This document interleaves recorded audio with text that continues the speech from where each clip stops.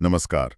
आज हम एक बहुत ही खास लेख पर बात करने वाले हैं। जी, दिल को छूने वाला और सोचने पर मजबूर करने वाला। शीर्षक है मस्कुलर डिस्ट्रॉफी, अदृश्य योद्धा की मुस्कान। हम्म ये एक हिंदी लेख है जो हमें मतलब इस स्थिति के साथ जीने का अनुभव दिखाता है, एक अलग नजरिया देता है। हाँ, और ये सिर्फ वो शारीरिक चुनौतियों का लेखा जोखा नहीं है, वो तो है ही, लेकिन ये उससे आगे जाता है। बिल्कुल। ये उन भावनाओं को, उन सामाजिक सच्चाइयों को सामने लाता है जिन्हें हम अक्सर देख नहीं पाते या शायद देखना नहीं चाहते। सही कहा। ये दिखाता है कि बीमारी सिर्फ शरीर तक नहीं रहती, वो जिंदगी के हर पहलू पर असर डालती है, रिश्तों पर, भावनाओं पर। तो आज हमारा इरादा यही है कि इस लेख में जो भावनाएं हैं, जो विचार हैं, जो नजरिया पेश किया गया है, उसको थोड़ा और समझने की कोशिश करें, परत दर परत खोलें। जी बिल्कुल, इस अनुभव के मर्म तक पहुंचने की कोशिश करते हैं। अब लेख की शुरुआत ही बड़ी सोचने पर मजबूर करती है ना? वो जो विरोधाभास दिखाते हैं। हाँ, बहुत तीखा है वो, कि सोचिए एक आम इंसान बिल्कुल स्वस्थ, उसे जरा सी सुई चुभ जाए या कोई मामूली चोट लग जाए तो क्या होता है? वो चिल्लाता है, दर्द बताता है, मरहम पट्टी करता है और फिर शायद भूल भी जाता है। एक सामान्य सी प्रतिक्रिया। हाँ, क्योंकि उसका शरीर उसके काबू में है, दर्द आता है, चला जाता है, एक सामान्य घटना। बिल्कुल। लेकिन फिर लेख हमें एकदम से दूसरी तरफ ले जाता है। हाँ। उसी स्थिति में सोचिए, मस्कुलर डिस्ट्रॉफी से जूझ रहा व्यक्ति, हाँ। उसके लिए वो सुई, वो चोट कितनी अलग होगी, उसके मायने क्या होंगे। यहीं से सवाल उठने लगते हैं रोजमर्रा की चीजों पर। ये बहुत शक्तिशाली शुरुआत है। सही कहा। और यहीं से ये लेख हमें उस फर्क पे ले जाता है। हाँ। शारीरिक अनुभव का फर्क स्वस्थ व्यक्ति और मरीज के बीच। हाँ। ये सिर्फ दर्द कितना ज्यादा या कम है इसका सवाल नहीं है, ये उस दर्द या तकलीफ के मायने बदल जाने का सवाल है। तो इसी इसी शारीरिक अनुभव के अंतर से शुरू करते हैं।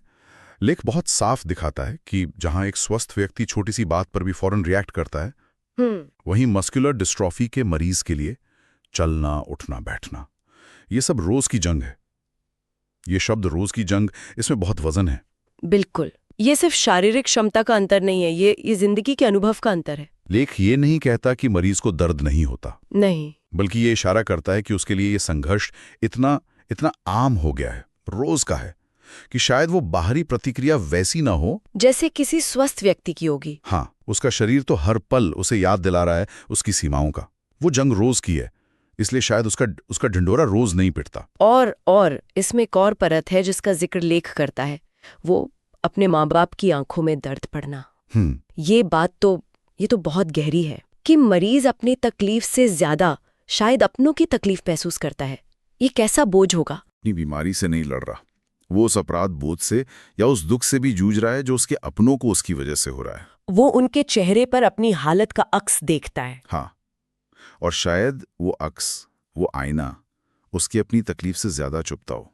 ये एक तरह का दोहरा बोझ है, शारीरिक भी और भावनात्मक भी। और इसी बोझ से जुड़ा है वो पहलू जो शायद सबसे ज्यादा झकझोरता है, भावनात्मक सहन शक्ति। जी। वो ऐसा जहां लिखा है कि मरीज अपना दर्द छुपाता है, मुस्कुराता है, सिर्फ इसलिए कि उसके माँ बाप टूट ना जाएं। ये पढ़कर तो सच में रुकना पड़ता है। हाँ। यहाँ बात वाकई बहुत गहरी हो जाती है। ये मुस्कान सिर्फ एक मुखौटा नहीं लगती। नहीं, ये मुखौटा नहीं है, ये प्रेम है, जिम्मेदारी है और असाधारण भावनात्मक ताकत है।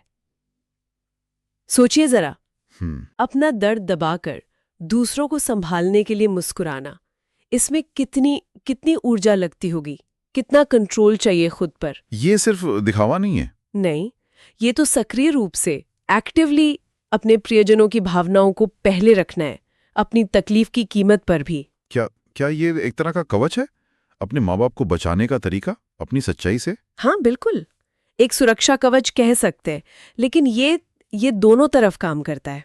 अच्छा। ये माँ बाप को टूटने से बचाता है और शायद रोगी को भी उस दर्द का सीधा सामना करने से कुछ पल की राहत देता हो। पर ये कवच भारी बहुत है। भारी किस तरह से? लगातार मुस्कुराते रहना, मजबूत दिखना, इसका दबाव भी तो होता होगा, ये भी तो थका देता होगा। हाँ, ये भी एक लड़ाई है। बिल्कुल। ये उस अदृश्य युद्ध का हिस्सा है जिसका जिक्र शीर्षक में है। एक युद्ध जो बाहर से दिखता नहीं, पर अंदर अंदर लगातार चलता रहता है। और ये युद्ध सिर्फ घर के अंदर नहीं लड़ा जाता। नहीं, लेख हमें समाज की तरफ भी ले जाता है। सामाजिक चुनौतियां। रोगी समाज में घुलने मिलने की कोशिश करता है, पर उसे हमेशा हमेशा ये एहसास होता है कि उसे आंका जा रहा है, कभी नजरों से, कभी शब्दों से। हाँ, ये पंक्तियां समाज के रवैये पर बहुत तीखी टिप्पणी है। यहाँ एक महत्वपूर्ण सवाल उठता है कि समाज इस अदृश्य युद्ध को कैसे देखता है, या शायद देख ही नहीं पाता। लेख की पीड़ा यही है, जैसे उसकी तकलीफ किसी को समझनी ही नहीं है। ये सिर्फ समझ की कमी नहीं, ये सहानुभूति की भी कमी है। लोग अक्सर क्या देखते हैं? शारीरिक स्थिति, सीमाएं, लेकिन वो जो लगातार संघर्ष चल रहा है, वो भावनात्मक बोझ, वो रोज की जंग, उसे पूरी तरह अनदेखा कर देते हैं। ये आंके जाना, ये किस तरह का होता होगा? क्या ये दया होती है या अनदेखी? लेख कहता है कभी नजरों से, कभी शब्दों से। दोनों ही चुभते हैं। हाँ, ये कई रूप ले सकता है।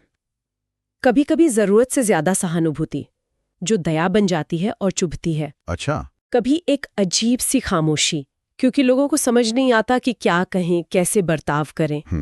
कभी कभी बिन मांगी सलाहें, जो स्थिति की गहराई को समझे बिना दे दी जाती हैं।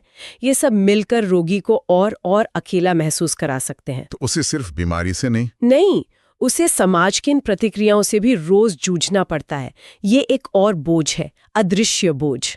और शायद इसलिए लेख इतनी शिद्दत से कहता है, दोस्तों, ये सोच बदलनी बहुत जरूरी है। बिल्कुल। ये सिर्फ कहानी सुनाकर चुप नहीं होता, ये समाज से बात करने की कोशिश है। कह रहा है कि हमें अपनी सोच पर सवाल उठाने की जरूरत है। हाँ, ये एक आह्वान है कि हम सतह से परे देखें। किसी की शारीरिक क्षमता या अक्षमता के आधार पर उसके पूरे अनुभव को सीमित कर देना कितना आसान है और कितना गलत।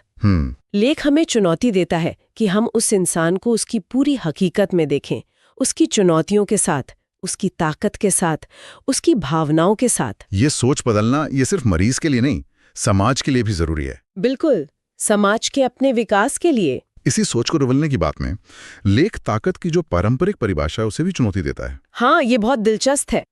ये कहता है कि असली ताकतवर वो नहीं जो अपनी बॉडी दिखाकर गर्व करता है। ये सीधी चोट है उस सोच पर, जहां ताकत मतलब सिर्फ फिजिकल स्ट्रेंथ है। हाँ, ये जो मर्दानगी और शारीरिक क्षमता से जुड़ी सोच है ना ताकत की, उस पर गहरा सवाल है। समाज अक्सर बाहरी ताकत को ही देखता है, मसल्स, रफ्तार, ऊंची कूद। हाँ, जो दिखता है। बिल्कुल। लेकिन लेख पूछता है, क्या यही असली ताकत है? क्या बस यही है? और फिर वो अपनी परिभाषा देता है। जी। लेख के अनुसार असली योद्धा तो वो है जो हर दिन दर्द में भी मुस्कुराता है, माँ बाप के लिए हंसता है और समाज में जीने की कोशिश करता है। ये ताकत की बिल्कुल अलग परिभाषा है, आंतरिक, भावनात्मक, उस अदृश्य योद्धा की ताकत। अगर हम इसे बड़े नजरिए से देखें तो ये परिभाषा हमें सिखाती है कि सच्ची ताकत शायद मुश्किल हालात में हिम्मत ना हारने में है, लचीलापन दिखाने में। हाँ, लचीलापन, दर्द के बावजूद प्यार निभाने में, जिम्मेदारी निभाने में, हार न मानने की जिद में है। ये वो ताकत है जो अंदर से आती है, चरित्र से। ये शारीरिक क्षमता से कहीं ज्यादा टिकाऊ है, ज्यादा मानवीय है। बिल्कुल।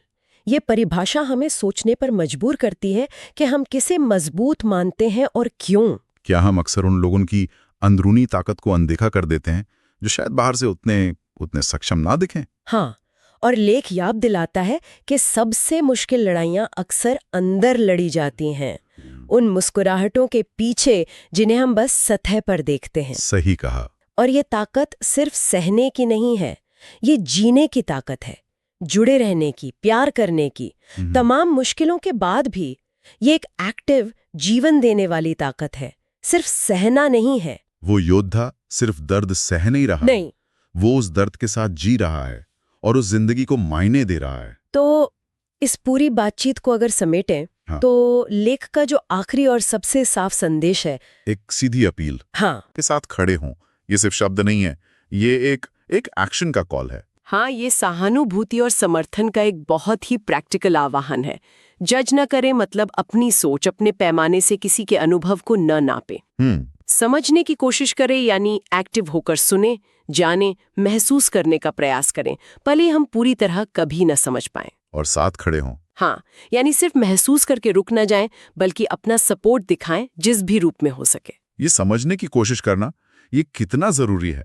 अक्सर हम बिना समझे ही राय बना लेते हैं या दूरी बना लेते हैं। बिल्कुल, लेख हमें उसी कोशिश के लिए प्रेरित करता है जो शायद आसान ना हो पर जरूरी है। और लेख का जो आखिरी वाक्य है वो इस पूरी बात को एक अलग ही भावनात्मक स्तर पर ले जाता है। हाँ, क्योंकि उसकी एक मुस्कान के पीछे हजारों आंसू छुपे होते हैं।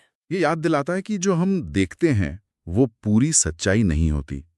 सतह के नीचे भावनाओं का एक पूरा समंदर हो सकता है। सच्ची सहानुभूति शायद इसी गहराई तक पहुंचने की कोशिश का नाम है।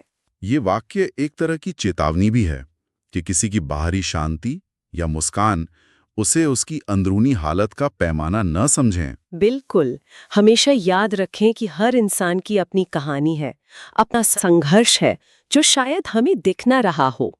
हाँ, ये हमें सतहीपन से ऊपर उठकर इंसान के अनुभव की जटिलता को स्वीकार करने को कहता है। और सिखाता है कि सहानुभूति सिर्फ दया या तरस खाना नहीं है, बल्कि दूसरे के नजरिए को, उसकी सच्चाई को इज्जत देना है, उसे समझने का एक विनम्र प्रयास है। तो इस पूरी चर्चा से, इस लेख के विश्लेषण से हम क्या मुख्य बातें लेकर जा सकते हैं?